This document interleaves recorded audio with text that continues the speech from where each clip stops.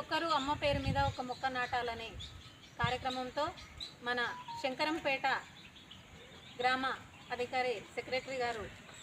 చేపట్టిన ఈ కార్యక్రమానికి అందరూ భాగస్థులై అభివృద్ధి చేపట్టాలని అందరికీ నమస్కారం తెలియజేసుకుంటూ,